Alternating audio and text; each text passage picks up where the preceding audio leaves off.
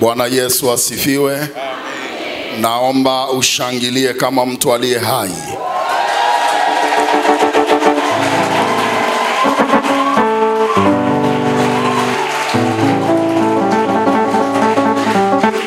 Bwana asifiwe. Kati ya watu 200 naona tu watu 3 ndio wanamshangilia Mungu. Yesu atumshangilie kama rais. Yesu anashangiliwa. Rais anashangiliwa hivi. Na mchungaji anashangiliwa. Sasa tumshangilie Bwana wa majeshi. Haleluya.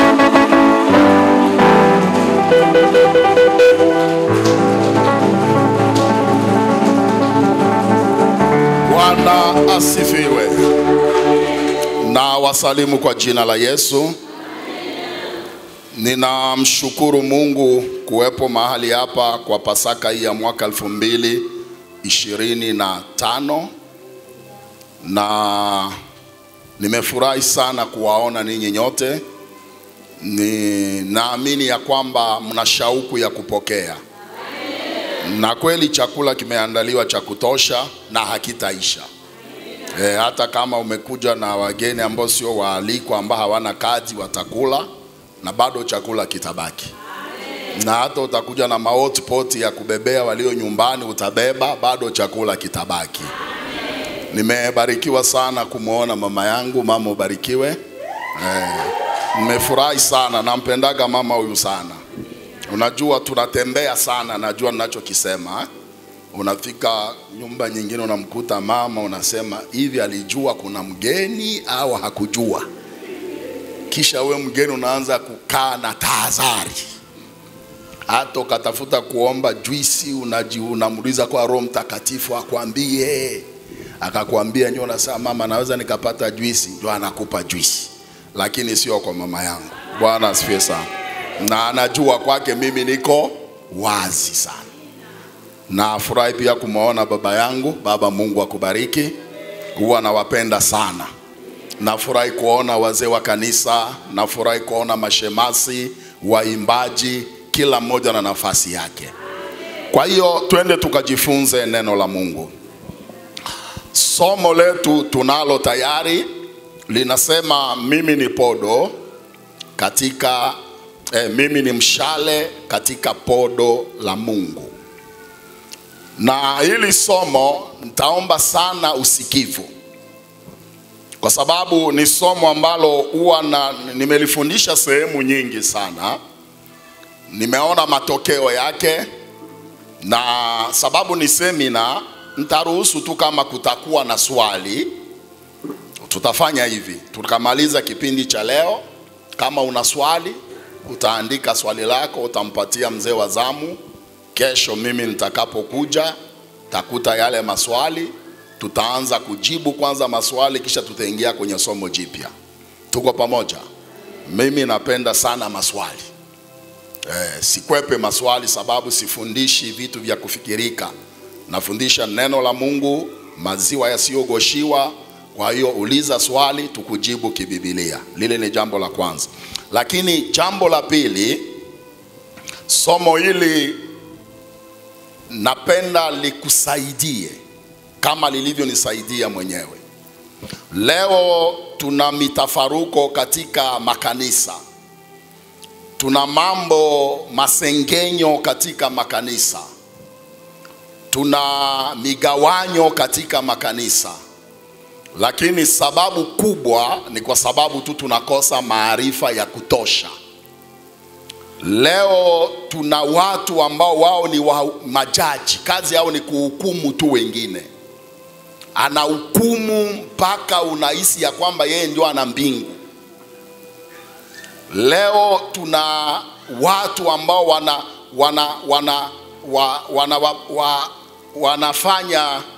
wanamchugua mchungaji na mchungaji wako natafuta kusema nini? Kuwapambanisha kama Simba na Yanga. Lakini kwenye hili somo utaenda kujifunza ya kwamba mambo haya yote hayastahili kuwepo kwa wana wa Mungu ambao wana maarifa ya kweli ya neno la Mungu. Bwana tusaidie sana. Sasa naomba kwanza tusome somo letu mahali ambapo lipo. Wafalme wa pili mlango ule wa 13. Nafikiri mnajua mimi napenda sana kutumia mlango badala ya sura, sio mgeni kwenu. Mlango wa 13 ule mstari mdogo wa 14 mpaka 19. Biblia inasema hivi: basi Elisha alikuwa ameshikwa na ugonjwa wake uliomuua, naye Yoashi mfalme wa Israeli akatelemka amtazame, akamlilia mbele yake, akasema, baba yangu, baba yangu, gari la Israeli na wapanda farasi wake. Elisha akamwambia, twaa uta na mishale. Naye akatwaa uta na mishale.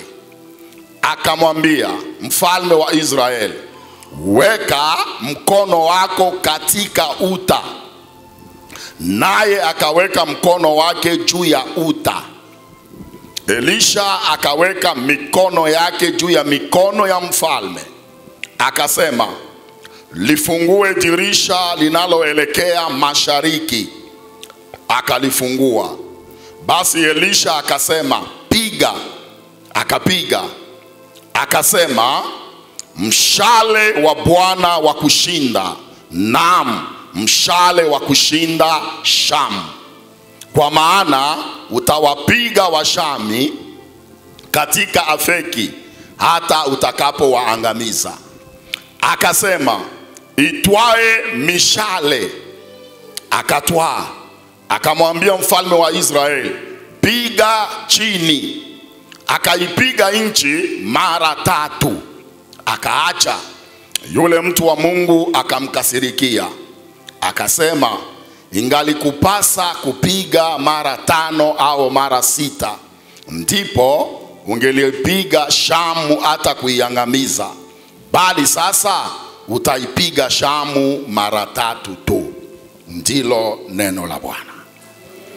Bwana asifiwe sana. Baba ameisha leta tafsiri ya mambo tuliyosoma. Podo ni kifaa ambacho muwindaji au mashujaa wa vita huwa wanaweka mishale. Kuna wengine anavaa kale kakikapo fulani na kavaa kwa nyuma, ndio mishale yake inakaa humo. Mwingine anavaa kama kibega kinakaa hapa, ndio mishale yake inakaa humo. Kisha mkononi anashika uta au pinde. Sasa yeye anapoona mnyama au anapoona adui, kazi yake ni kufanya nini? Ni kuchukua tu mkono wake kuelekeza kwenye podo.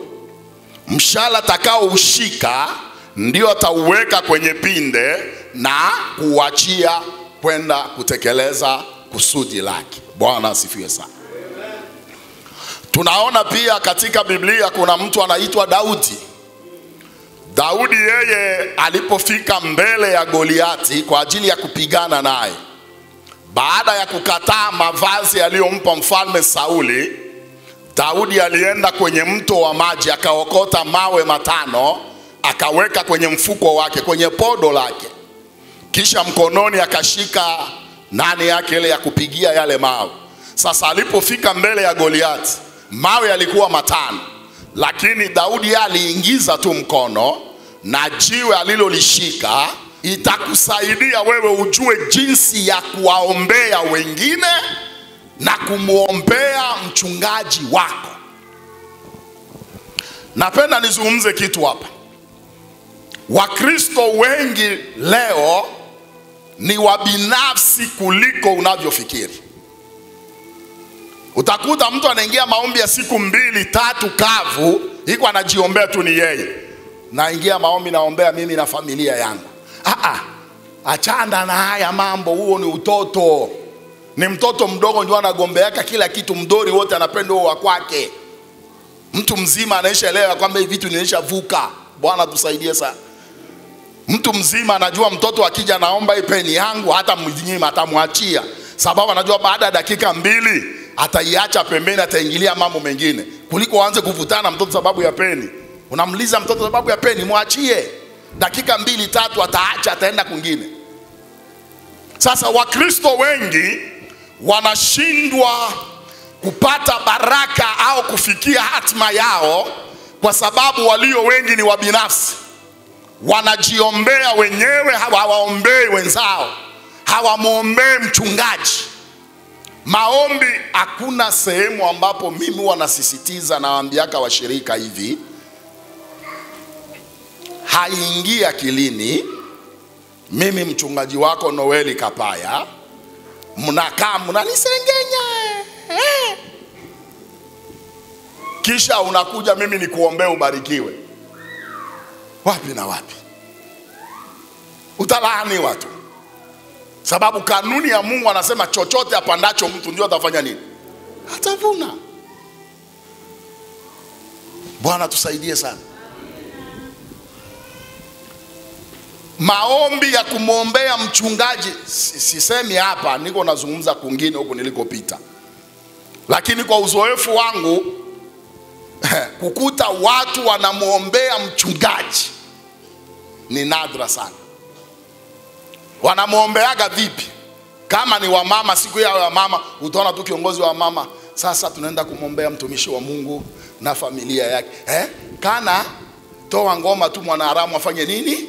Haya njoo, haya tunaenda kumwombea baba katika jina la Yesu, baba dakika 2. Amen, amen. Haya tunaenda kuombea kazi ya Mungu mahali hapa.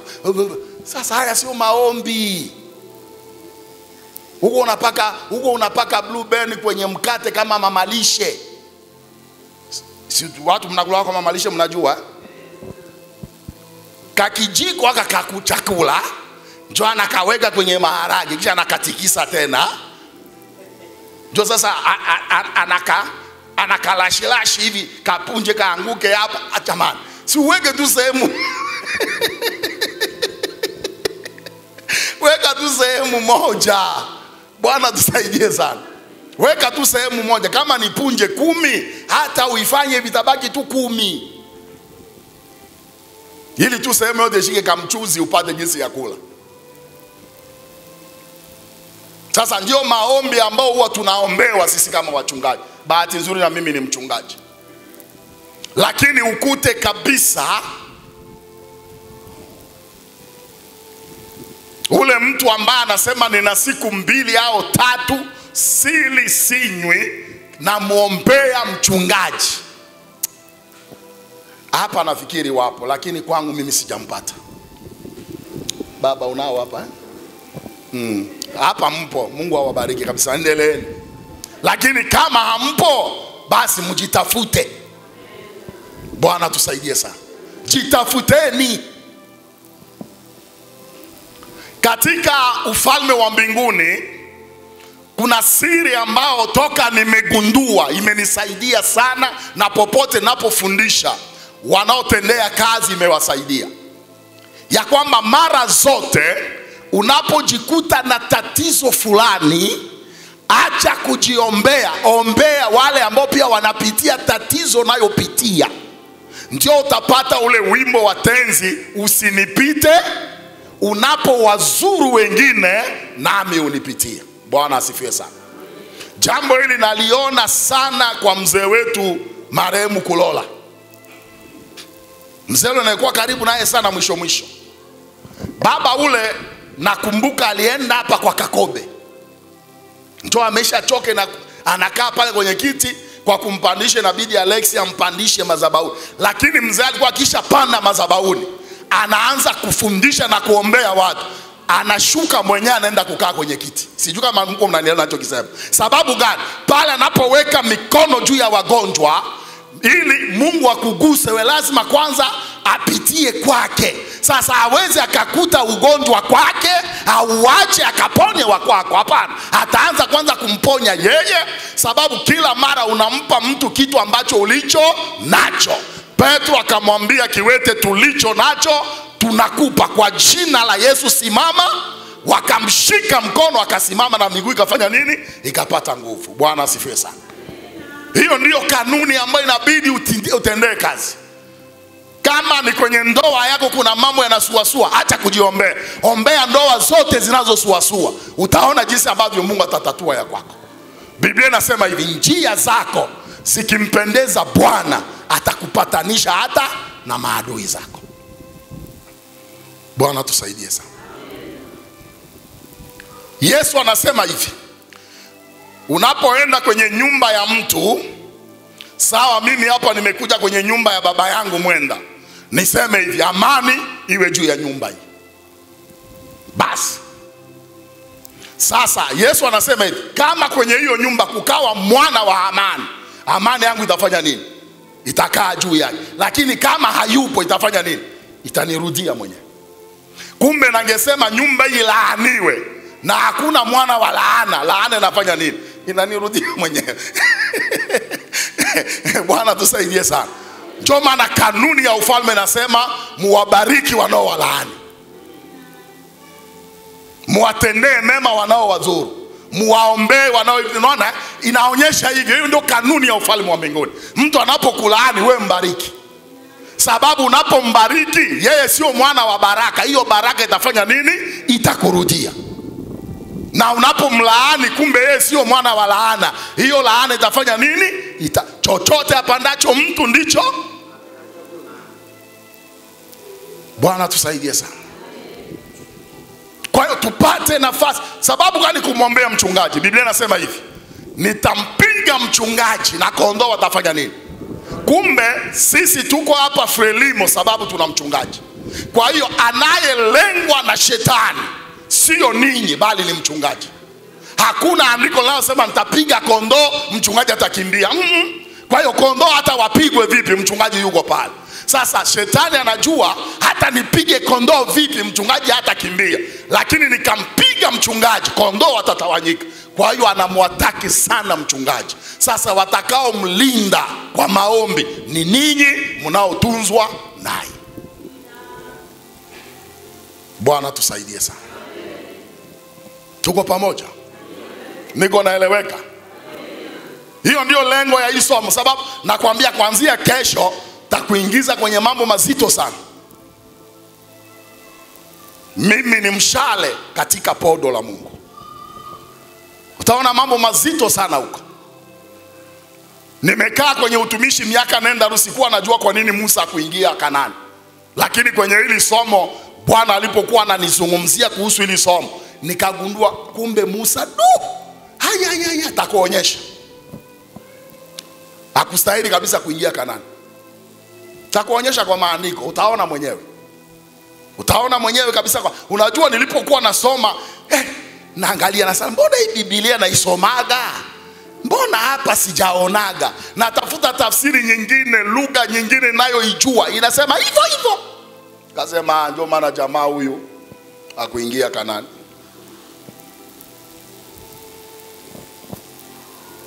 Bwana tusaidie sana. Jambo la 4, kusudi la 4 la somo hili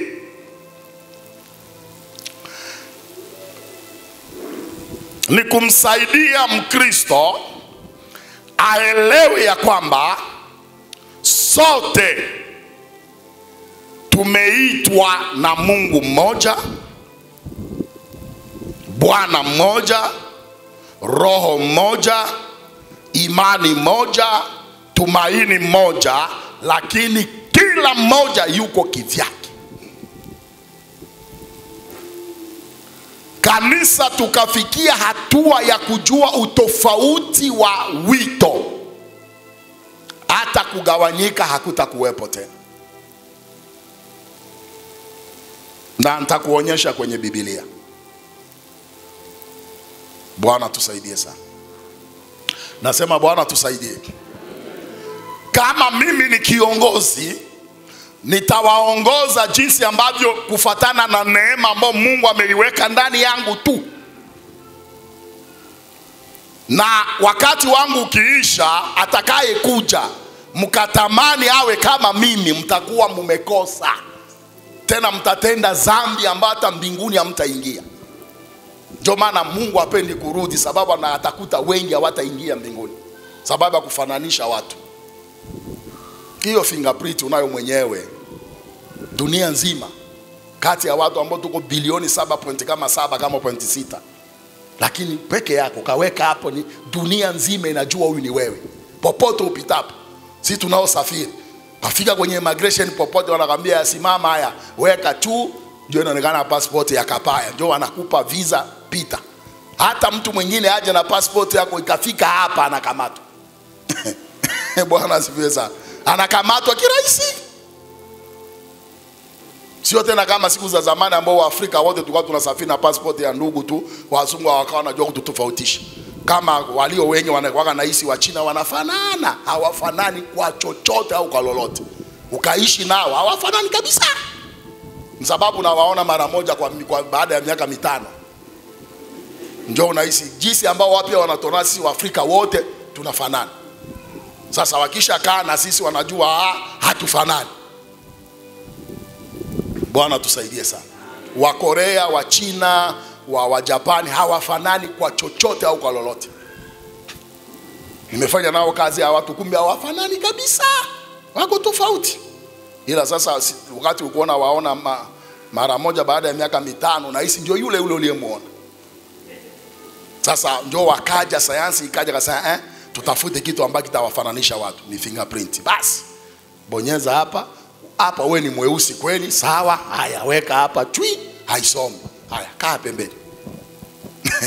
Umechukua passport ya mwingine. Bwana tusaidie sana. Sasa hivyo katika utumishi. Tunaweza kuwa hapa kanisani, hapa tunamweka mchungaji, hapa mchungaji, hapa mchungaji, hapa mchungaji, hapa mchungaji, hapa wote wana huduma ya uchungaji. Lakini kila mmoja atakapokuwa anasimama hapa kufundisha atakuwa tofauti na hawa wengine. Sasa ukapenda wote tufanane, basi Mungu amefilisika. Ndio maana Mungu ni Mungu wa tofauti. Bwana asifiwe sana. Mungu ni Mungu wa nini? Tofauti. Na anapoita watumishi wake anawaita tofauti. Anapopeleka mkono wake kwenye podo anachukua mshale, ule mshale utafanya kazi tofauti na iliyofanya mshale uliotangulia. Ndio maana hata wawindaji anaweza akakamata mshale, hata wa vita ya zamani hapa mababu zetu waliokuwa wanapigana mishale na mkuki. Anaweza kapiga mshale na mpata adui kwenye shavu, anapiga nyingine mpata kwenye kiguno, mwingine kwenye tumbo, mwingine kwenye mguu, lakini ni yule. Na kila mshale unampata adui kufatana na jinsi alivyopiga, alivyo target. Bwana tusaidie sana. Na hata sisi ambao tumezaa watoto mtanielewa. Mtoto wa kwanza, wa pili, wa tatu, wa nne, wa tano, kila mmoja na historia yake. Lakini walikaa tumbo hii, DNA hii. Wa kwanza unaanza kuona kalizaliwa pale. Sababu watoto wa kwanza tutaangalia kwenye Biblia ni kama nuru fulani hivi, macho yuko tu. Ndio maana watoto wa kwanza wanakuwa na shida sana. Watoto wa kwanza na wa mwisho. Wa kwanza unaona akalia baba na mama wameshaamka. Mungu mnashtuka tu kama mna makenge hivi. Kisha na yana kwa tu pale haya akafikisha yake miezi 3 akakaa, miezi 6 akatambaa, mwezi wa 8 akaanza simama dede anadondoka. Wataalamu wanasema mtoto kutoka anaanza kukaa mpaka atakuja kutembea, anajua kutembea, anaanguka zaidi ya mara 2000. Zaidi ya mara 2000, lakini hakati tamaa. Anapenda akufate tu sokoni. Sasa kuanguka haitamsababisha akate tamaa. Analia, anaumwa siku 2, anasimama tena dedi, anaarisha mpaka atakufata sokoni. Target yake ni akufate sokoni. Si unamwachaga yeye unampepea. Sawa, atakufata siku moja. Kwa hiyo ukapenda unazaa wa pili, unapenda na yeye miezi 3 akae, miezi 6 atambae, 8 aanze kutembea, utakuwa umemkosea mtoto, wewe hujamtendea haki. Kuna mdogo wangu ana katoto kake ka kwanza, kalikuwa kama kamdori. Mtoto miezi 7 anatembea. Kwa hiyo akavaa tule tungongoto wa kitoto, ukakashika mkono kama kamdori. paka watu wako wanaangalia huyu ni mtu wao, paka unaona wanakuja baby anacheka, kumbe ni mtu kama kamdori. Lakini alipomzaa wa pili alitembea mwaka na miezi 8, paka akapelekwa kwenye maombezi, manabii wakaanza kutabiri. Ulipokuwa na mimba likanyaga kitu fulani. Kuna mtu alikutaka alipandika kitu. Maombi na kakakaka pale ni kulia tu. Mwaka na miezi 8 njo kanadondoka. Atakuwa mlemavu, lakini kalipotembea katembezi kuliko akaliotembea na miezi 8. Akakai nyumbani. Akazaa watatu wamesema na miezi 9 anajua kuita baba, mama, naomba maji. Unasema tumbo moja hiyo. Sasa vivyo hivyo Mungu anapotuita katika utumishi, anamuita kila mmoja. Bwana asifiwe sana. Usifananishe, utakuwa hujajitendea haki mwenyewe. Unaweza ukapishana na baraka sababu ya kufananisha. Bwana tusaidie sana. Na ndio maana hata Nuhu alijenga safina na Mungu akamwambia ingiza wanyama wale ambao ni wasafi pea 7 na wasio safi pea 2. Unaniamini kabisa ya kwamba dubu ana mbio kuliko wanyama wote, si hivyo? Aliingia kwenye safina. Unaamini kabisa ya kwamba kobe anatembea polepole, lakini na yeye aliingia. Hata konokono na yeye aliingia, na siku ilikuwa tu 7. Siku 7 waingie. Wale ambao wakuingia ndio watu waonage tena. Kwa hiyo kila mmoja ana mwendo wake, lakini wote tutaingia kwenye safina. Kama ulikuwa na mtu ambaye alikuwa anakupeleka kwa spidi ya dubu, kisha unampata naye kupeleka kwa spidi ya kobe, tembea kwanza na hiyo spidi yake. Yeye ndio anaweza kukufikisha kwenye hatima yako. Bwana tusaidie sana. Tuko pamoja watu wa Mungu. Hilo ndilo kusudi la hili somo. Na nitakuonyesha haya mambo kibibilia kabisa. Tena kwa watumishi wa Mungu waliomo ndani ya Biblia. Wale wakubwa waliotutangulia. Wale ambao walimuona Mungu, walitembea na Mungu, walikula na Mungu. Walikuwa wanamwambia, walimfanya Mungu kama TV na wao remote. Mungu yuko pale kama TV. Akapenda kubonyeza namba 600, anabonyeza tu 600 chui, TV inabadilisha. Wakamfanya Mungu hivyo. Watu kama wakina Elia walimfanya Mungu kama wao ndio wanamuongoza Mungu. Bwana wafumbe Elisha, fumba macho na Mungu anafumba macho. Fumbua macho, Mungu anafumbua macho. Hao watu lakini kuna mambo walikosea. Bwana tusaidie sana. Kuna mambo ambayo hawakutimiza kwenye wito wao, lakini ni mashujaa wa imani. Elia aliposikia Jezebeli anasema atamuua, alifanya nini? Kwenye mashujaa wa imani hajaandikwa. Sasa mimi nikakimbia, mchungaji ana imani, kwa nini amekimbia? Inabidi nikimbie. Kukimbia pia ni imani. Yesu mwenyewe anasema mkateswa Kapernaum, kimbieni wapi? Galilea. Huko Galilea, kimbieni Nazareti. Si Yesu ndiye amesema? Sasa mimi nakimbia, nakosea nini? Ana imani amekimbia. Elia alikimbia. Lakini kwenye Waebrania 11 hapa mashujaa wa imani Elia yupo. Yesu mwenyewe mara ngapi alikuwa anakimbia? Alisikia Yohana anakamatwa, akafanya nini? Akakimbia. Asikamatwe na yeye kabla ya wakati wake. Sasa wewe unatafuta kusema kukimbia sio imani. Achana na, soma Biblia, elewa Biblia wewe. Bwana tusaidie sana. Mungu anaweza kukupa mtumishi ambao anaomba kama generator. Kwa lugha ya ndarabaraba. Iko anatokota usiku kama generator. Lakini mwingine anaomba hujui kama iko anaomba. Kimya. Sasa mchungaji anaomba kama generator. Sina wewe uombe kama generator. Kwa nini wewe usiombe? Unapenda mimi nyo niombe kama yeye? Sisi tulikuwa kanisani mahali ambapo tulilelewa. Kila mmoja alikuwa anaomba na position yake. Tulikuwa na wadada ambao anapiga magoti katika maombi. Mnaanza kuomba saa 1 usiku mpaka saa 11 alfajiri, iko kwenye magoti. Tena hii bunzu hii anaweka chini, iko anatokota pale kwa lugha ya ndoroboroboroborobo. Mwanamke huyu wewe usimame, ukae, haleluya, amen. Lakini wote tunafika saa 11 alfajiri.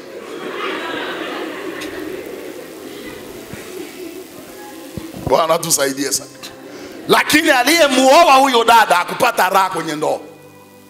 Ila aliyemuoa yule ambaye haleluya, amen, anakaa akafurahia ndoa. Si unaona Mungu jinsi alivyo, hawezi akakuwezesha na vyote. Bwana tusaidie sana. Kaka mmoja kana mwangalia akasema, huyu kabisa ndio mwanamke wa huduma huyu. Anagombana na ndugu wengine wote, anawapiga piga vikumbo mpaka akafanikiwa. Hana mereme haya kwenye ndoa.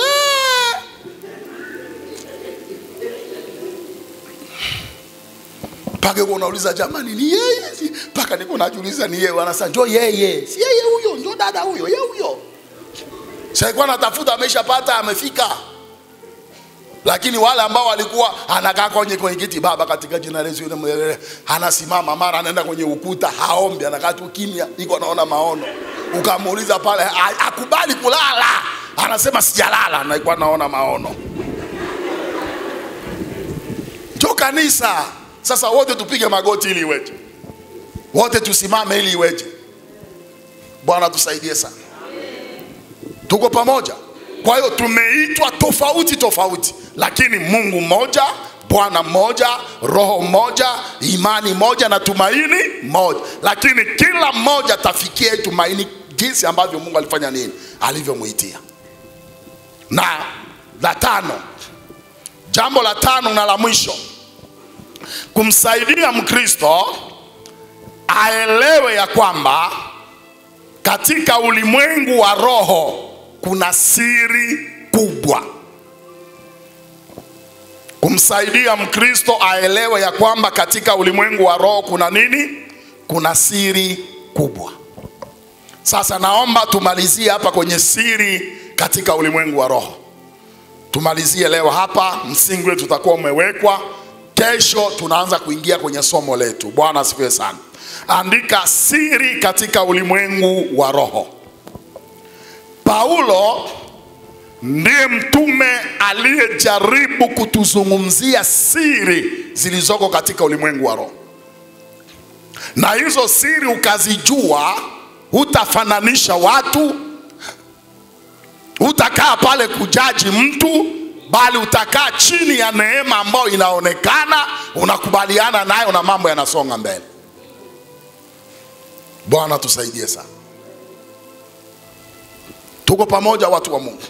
Siri katika ulimwengu wa roho. Andika jambo la kwanza, baraka zetu, urithi wetu viko katika ulimwengu wa roho. Baraka zetu na urithi wetu uko katika ulimwengu wa nini? Kwa hiyo ndio mahali pekee ambayo inabidi akili yetu, fahamu zetu na macho yetu vitazamie huko. Soma Waefeso. Tunaenda kwa haraka kumalizia hapo, ili kesho tutakapo ndege kwa kuruke na wake na nguruma sana, ile takapo ruke na ruka kweli kweli. Bwana asifiwe sana. Waefeso mlango wa kwanza mstari wa 3. Tunasema baraka zetu, urithi wetu vimo katika ulimwengu wa nini? Wa roho. Paulo anasema hivi, Waefeso 1:3. Atukuzwe Mungu Baba wa Bwana wetu Yesu Kristo, aliyetubariki kwa baraka zote za rohoni katika ulimwengu wa nini?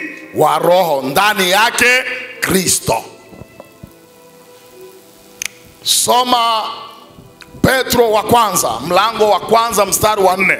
Urithi wetu uko hivyo hivyo uko. Urithi wetu, baraka zetu na urithi wetu ni katika ulimwengu wa roho.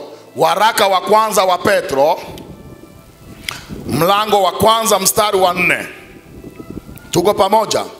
Waraka wa kwanza wa Petro mlango wa kwanza mstari wa 4, Biblia inasema tupate na urithi usioharibika, usio na uchafu, usionyauka, uliotukuzwa mbinguni kwa ajili yenu. Bwana asifiwe.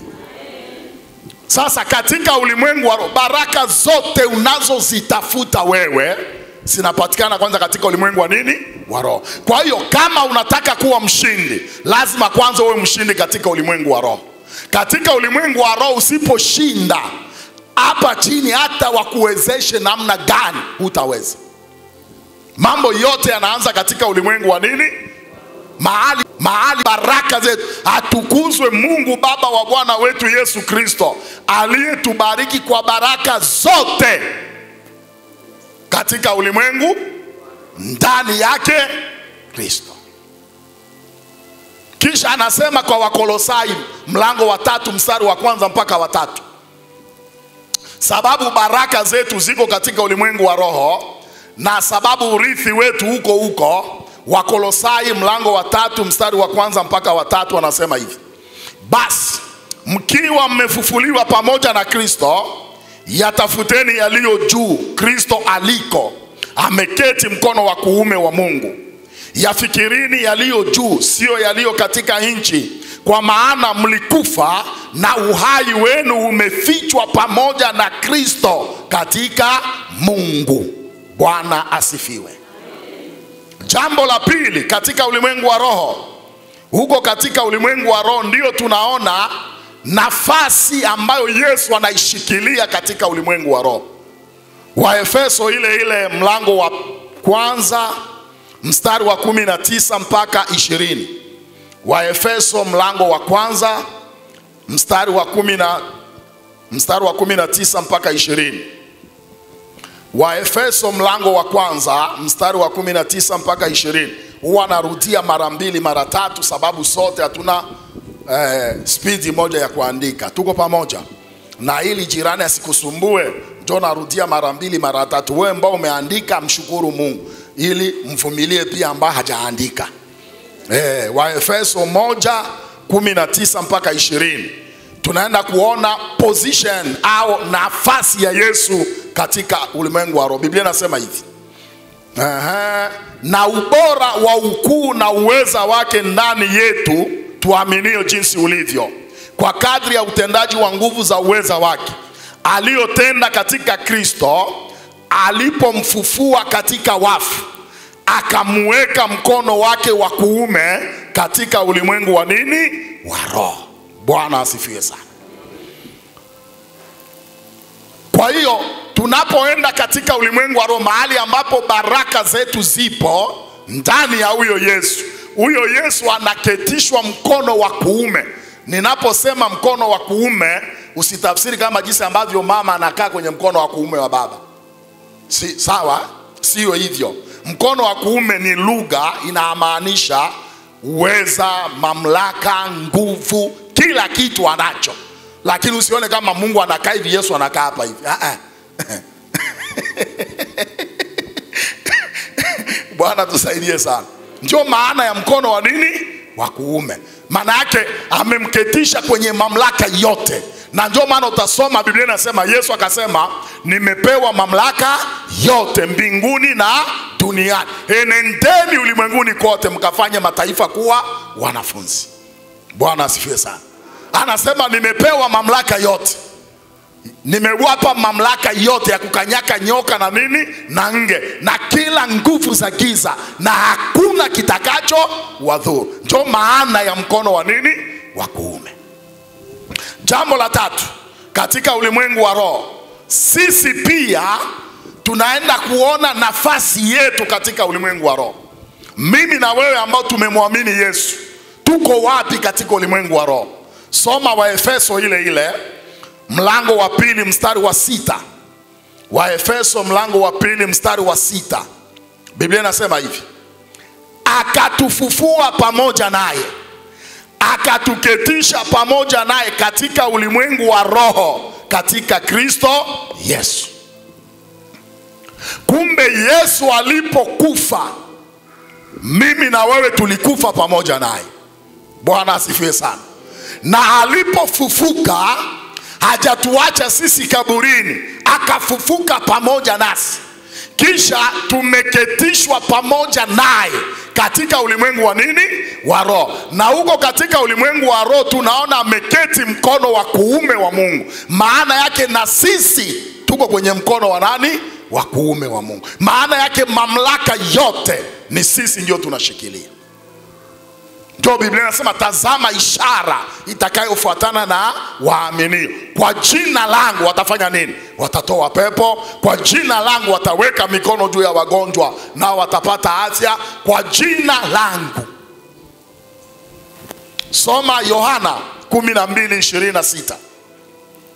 Yohana mlango wa 12 mstari mdogo wa 26. Tunamalizia Yohana 12:26. Mtu akinitumikia na anifuate, nami nilipo ndipo na mtumishi wangu atakuwepo. Bwana asifiwe sana. Nasema Bwana asifiwe. Tena mtu akinitumikia, Baba atafanya nini? Atamheshimu. Mahali nilipo ndipo na mtumishi wangu atakuwepo.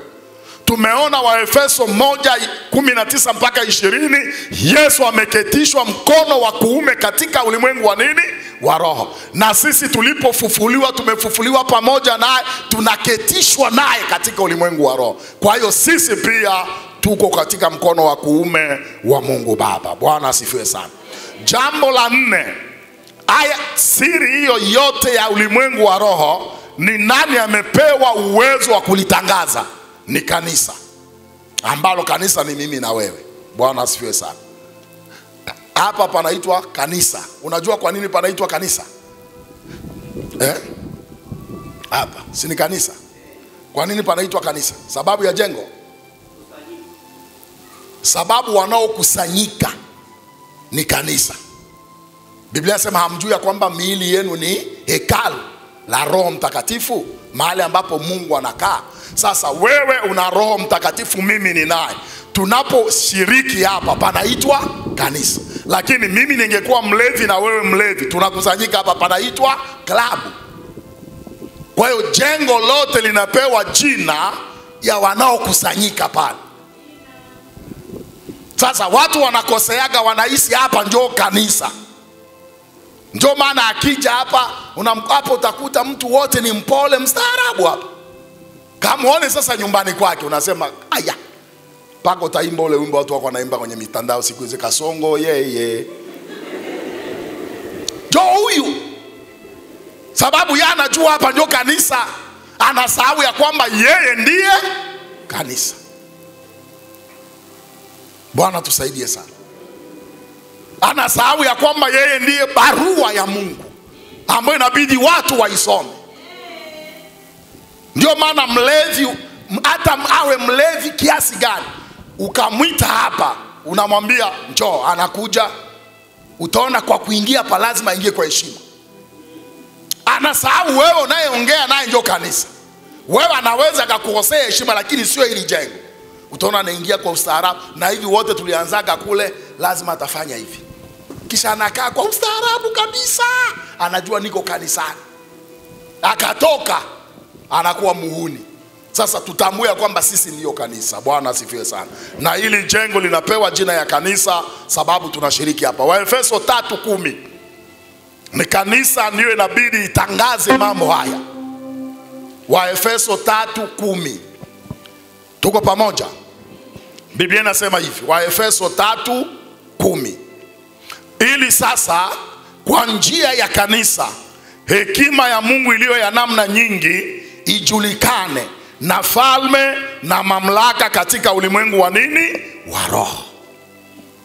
Kwa njia ya kanisa hekima ya Mungu iliyo ya namna nyingi ijulikane katika ulimwengu wa nini? Wa roho. Na jambo la mwisho, katika ulimwengu wa roho ndio mahali ambapo vita vyetu vipo. Sasa unaona jinsi mambo haya ni magumu Mahali ambapo baraka zako zipo, urithi wako upo, mahali ambapo Yesu ameketishwa, mahali ambapo na wewe umeketishwa, ndio mahali ambapo vita ipo. Patamu hapa. Waefeso mlango wa 6 mstari wa 12. Waefeso 6:12. Kwa maana kushindana kwetu sisi si juu ya damu na nyama, bali ni juu ya falme na mamlaka, juu ya wakuu wa giza hili, juu ya majeshi ya mapepo wabaya katika ulimwengu wa nini? Wa roho. Sasa tunahitimisha hivi siku ya leo. Ukaelewa siri iliyopo katika ulimwengu wa roho. Kwa kifupi utaelewa kwamba kumbe kila mmoja ana baraka zake. Na hata unipige vita namna gani, Mungu hatachukua baraka zangu akupe wewe. Za kwangu ni za kwangu, za kwako ni za kwako. Kwa hiyo hatuna haja ya kuchukiana. Kama ndugu yako ukimuua utarithi nyumba yake na mke wake, sio katika ulimwengu wa roho. Huko kila mmoja ana baraka zake ambazo mwingine hata zirithi. Bwana tusaidie sana. Na vita vyetu sababu viko katika ulimwengu wa roho, maana yake kila mmoja ana changamoto yake. Kila mmoja ana ugumu wake atakaopitia, na kila mmoja ana mambo yake atakayoyapata akiwa katika mwili huu. Hatufanani. Kwa ukamwona mchungaji kwa anapitia ugumu, usihisi hana Mungu. Ana Mungu. Vita vyake ndio vikubwa, ambao Mungu akakupa we sekunde 2 unaacha wokovu. Mimi nawaambiaga washirika wangu, Mungu akaruhusu mashambulizi nayo yapata mimi, muyapate ninyi kwa sekunde 2, mnafutika duniani. Mkae tu pale na midomo midomo. Tunapitia mambo sisi wachungaji. Bwana tusaidie sana. Ona, namalizia hapa. Juu ya damu na nyama, bali juu ya wafalme, juu ya falme na mamlaka. Kuna mtu anayepigana na falme na mamlaka, lakini mwingine anapigana juu ya wakuu wa giza. Lakini kuna wengine wanaita juu ya majeshi ya mapepo wabaya. Jinsi serikali au jeshini kuna vyeo, na ndivyo ufalme wa giza una vyeo. Bwana tusaidie sana. Hivi ukaenda polisi, unaenda kunishtaki mimi, polisi watakuuliza huyu Noel Kapaya anafanya kazi gani? Unasema ni mchungaji. Ni mchungaji. Wanaweza wakaandika barua wenyewe, wanakupa mwenyewe uje niachie. Si hivyo? Si hivyo Wanaandika mchungaji unaalikwa kwenye kituo saa 3 usikose. Na unakuja mchungaji, barua yako hii. Unanipeleka polisi? Tukutane huko. Lakini Noel Kapaya ni jambazi, watakutuma wewe na kabarua. Inabidi defender njoo ije pale. Sababu wanajua tunaenda kumkamata na yeye ana cha moto. Sijui kama uko unanielewa. Sasa sisi mbele ya shetani, sisi wachungaji wenu tunaonekana kama majambazi tunaotumia silaha. Kwa hiyo anapokuja haji kitoto, lakini wewe unaonekana raia mwema tu. Sijui kama uko unanielewa. Bwana tusaidie sana. Kwa hiyo tunapishana vita vya kiroho, watu wa Mungu. Tunapishana maeneo ambao baba yuko anatumikia. Vita vya hapa sio kama vita ambao Ndunguru yuko anapitia huko Kitwiru, na sio kama vita ambao mimi niko napitia Dar es Salaam Mbezi Beach. Ile Dar es Salaam kuna Mbezi Beach, kuna Mbezi Makabe, kuna maeneo ambao sehemu nyingine ni ngumu, inahitaji mpambanaji ndio anaweza kasimamisha kanisa hata ya watu 10. Sijui kama uko unanielewa. Ambao kabla yake watu walikuja pale, anaanzisha kanisa na vyombo na magari ya kubeba watu, miezi 3 anafunga. Sasa nitakuja kubandika suruali kidaka bure, acha niende kwingine.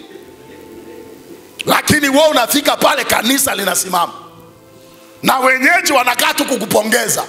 Wewe ulikuwa lini mchungaji? Hapa wameshindwa sana, na ulipokuja tulijua tu kwamba hata mwaka hautamaliza. Leo mwaka wa 3, 4 mpaka miaka 10, wewe kweli ni mchungaji, ila hawaokoki. Sijui kama uko unanielewa.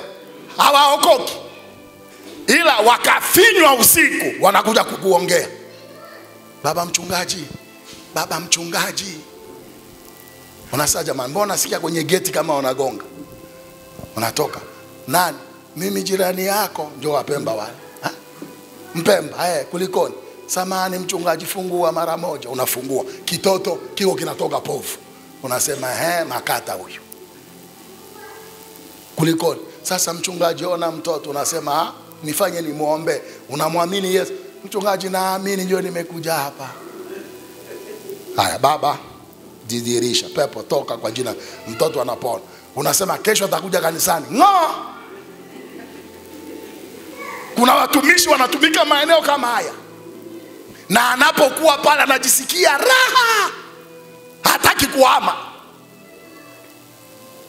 anajisikia raha, na akakaa hapo. Ulinzi wote wa kimungu yupo, harogeki. Waje watupe mayai visa, walete nazi, waandike na makapela nyekundu, haimzuru. Waje waoshe watu pale, hawaosheki, sababu yuko na nafasi yake.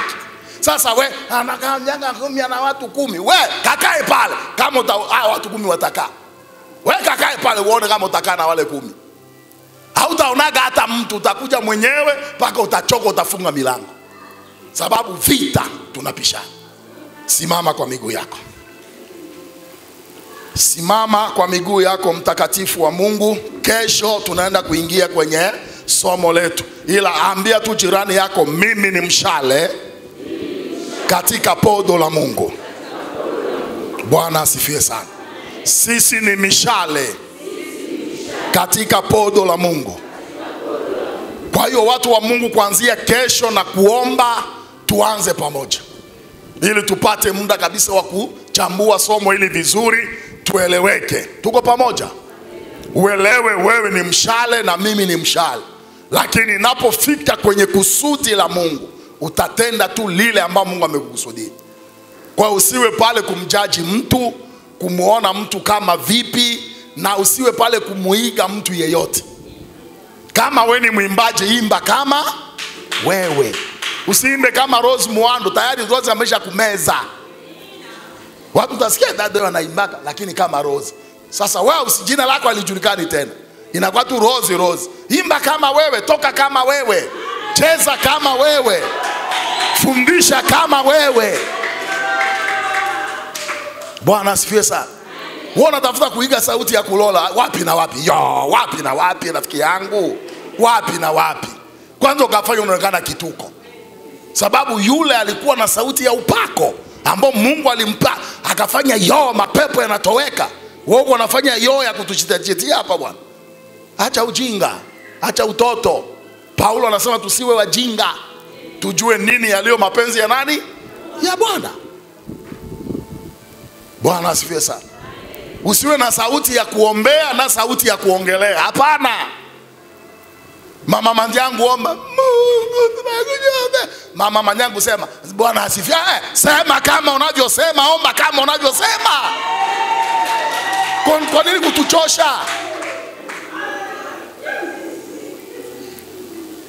Bwana tusaidie sana. Unakuta mtu anasema kwa kuvuta. Bwana atawabariki. Ai. Si utatulaza usingizi jamani. Kwa hiyo mimi ni mshale kwenye podo la nani? La Mungu. Kila mmoja atatenda kile ambacho Mungu amekusudia atende. Mashujaa wa Daudi, kuna ambaye anashika panga, anapiga panga mkono na ngooka, unaua watu 100. Lakini mwingine anapiga panga anaua tu 10. Lakini wanaitwa hawa ndio mashujaa wa nani? Wa Daudi. Bwana asifiwe sana. Kuanzia kesho ndege inaruka. Ndio tutafungua mikanda, tutakunywa soda, tutaenda wash mambo yote, sababu ndege kisha ruka mikanda na kwa haina tena. Tunafungaga wakati wa kupanda na wakati wa sasa ndege imeshapanda. Kwa hiyo kesho jamani tunafly. Wahudumu watapita na soda na maji, lakini naomba umakini. Sababu naweza nikakuzungumzia jambo ambalo unaweza ukashtuka. Wakati naifika sehemu moja nikasema nikakuonyeshe makosa ambayo ilisababisha Musa asiingie mbinguni. Mchungaji kunyuma kaguna. Nyinyi mnamuona Musa alikuwa anasema kwa binadamu ndio maana hakuingia Kanani. Makosa yake kumbe yameandikwa tu kwenye Biblia. Ila sisi hatuonagi. Inabidi ukae na jicho la kutulia, ndio hapa alikosea, hapa alikosea. Ndio malimbikizo ya haya. Mungu akamwambia hutaingia. Tuko pamoja? Kanuni ya kuingia Kanaani ilikuwa wale wanaomwamini Mungu. Kumbe Musa hakuwa miongoni wale wanaomwamini Mungu. Ngumu hapo. Biblia hii raha kila siku kiisoma. Inua mikono yako.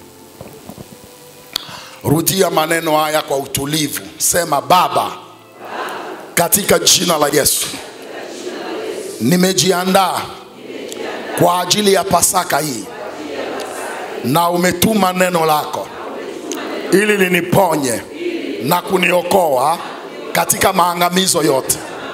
Kwa jina la Yesu, nipe moyo wa nyama, nipate kushika na kuelewa yaliyo mapenzi yako kwenye semina hiyo. Roho Mtakatifu, wewe uliye mwalimu mkuu, nifundishe zaidi ya yale yanayotoka madhabahuni kwa utukufu wa jina lako. Kwa jina la Yesu, nakataa kila roho, kila sababu inayoweza kuinuka ili mimi nisihudhurie semina hii. Kwa jina la Yesu, naombea majirani zangu, naombea marafiki zangu, naombea ndugu zangu, nafunga kila taarifa mbaya, kila roho ya uharibifu inayoweza kuwapata ili kuzuia mimi nisihudhurie semina hii.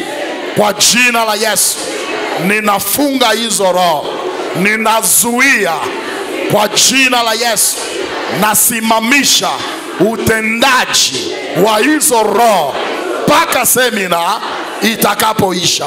Kwa jina la Yesu, kwa jina la Yesu. Amen. Bwana atubariki.